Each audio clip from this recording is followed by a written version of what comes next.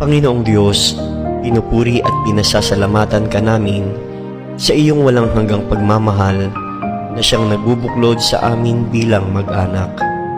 Maghari ka nawa sa aming puso at punuin mo ng pag-ibig at katapatan, kapayapaan at kasaganahan ang aming tahanan. Patuloy mo po sanang basbasan ng aming pamilya. Patatagin mo po kami sa pananalig sa iyo, lalo na sa panahon ng kahinaan at pagsubok.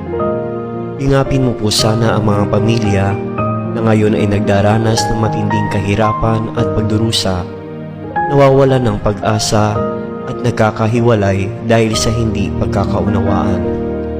Turuan mo po kaming laging magpasalamat sa biyaya ng buhay, pananampalataya at kaligtasan. Akayin mo po kami sa kabanalang handog mo upang maging mabuting halimbawa kami sa